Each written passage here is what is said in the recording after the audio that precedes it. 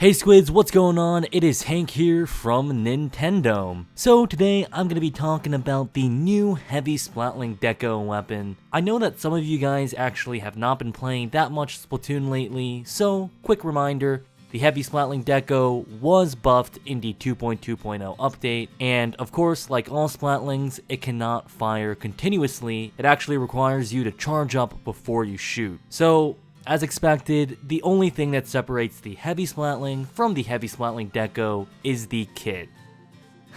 Guys, I'm gonna be completely honest with you, I'm not the biggest fan of the heavy Splatling Deco kit. Now, don't get me wrong, point sensors, totally cool. The heavy Splatling Deco actually relies pretty heavily on creating space between you and your opponent. So using the point sensors to locate your opponent is actually pretty useful, as the farther away your opponent is from you, the harder it is to track where they are. However, the regular heavy Splatling has these splash walls, and I think splash walls are pretty important as they allow you to charge up and actually shoot, something that the point sensors definitely cannot do.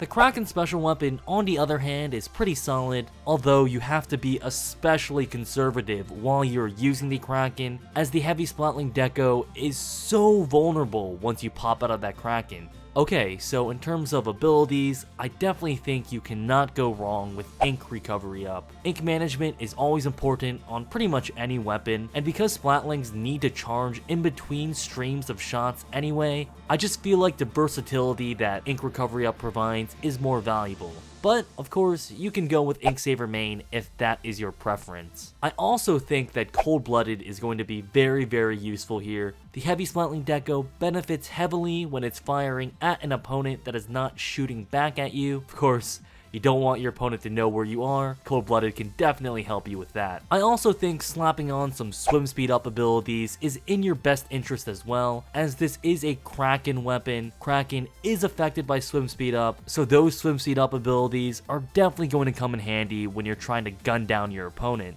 Alright guys, that's actually all I have to say for this video, but if you enjoyed, please go ahead and hit that like button, as it really does help me out a lot. And of course, feel free to subscribe if you have not done so already for more fresh Splatoon videos. And yeah, I guess I'll catch you guys in the next one.